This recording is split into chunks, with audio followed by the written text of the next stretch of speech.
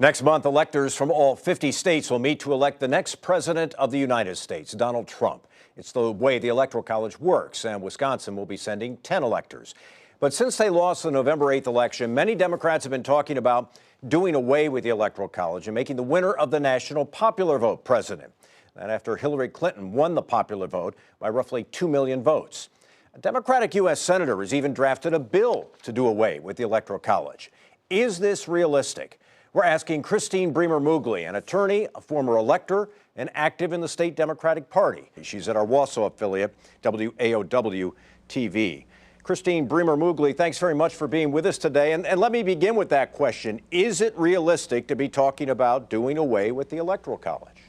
You know, I don't really believe it is realistic to think about doing away with the Electoral College. And having been, now I'm an alum of the Electoral College, although I don't have a degree, I served twice, in 2008 and 2012, for President Barack Obama. And the honor of serving for the Electoral College is something that you really can't underestimate. You know, I always told my friends when they thought they were voting for President Obama, they were really voting for me. And nobody really understood that that's really what the Electoral College is. And you know, when you study it and you look at why it was formed in the minds of our founders, this was a response to coming out of the tyranny of England and saying we don't want a tyranny of the majority. And so here we have the Electoral College. I think it needs to be changed, certainly nowadays with the new dawning of social media and how we all are connected throughout our country, but certainly not to do away with it. What do the changes look like from your perspective? What would they look like? Well, if you think about it, people ask me this all the time. How does the Electoral College work? Well, there's one elector for each congressional district and one for each United States senator. So in Wisconsin, we have 8 districts, 8 electors plus 2, so we have a total of 10. One of the changes that's being looked at, and they do it in Nebraska and Maine, is to say, instead of a winner-take-all system, which is what we have now, whoever wins the electoral vote, and the popular vote rather, in Wisconsin, takes all the electors. So in our state, Hillary Clinton lost by about 27,000 votes, so Donald Trump takes all 10.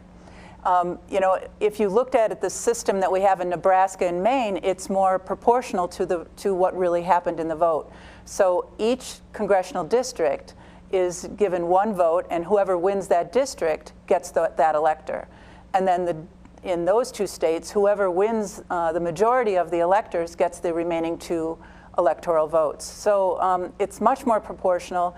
It's much more representative of people's real votes. I think you can imagine if Donald Trump was in the position that Hillary Clinton is right now, we would be seeing protests in the streets about him winning the popular vote. He already had called it a fraud, and before the vote was even tallied. So now we're not, the Democrats aren't doing that, but what we need to do, all of us, is to say, is this system working for our country now, and should we change it? Final question, do you think that there's any appetite among Republicans for changing the Electoral College, or is this simply a reflection of the fact that the Democrats have lost the Electoral College twice in the last 16 years while winning the popular vote?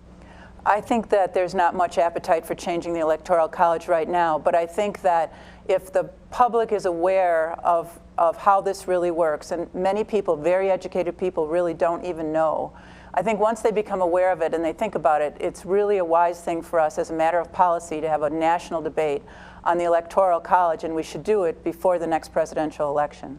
Christine Bremer Mougli is an attorney in Wausau, a former elector, someone who's been active in the Democratic Party in this state. We appreciate your time. Thanks very much for being with us. Thanks, Mike. Coming up next, giving thanks and looking ahead to the next election.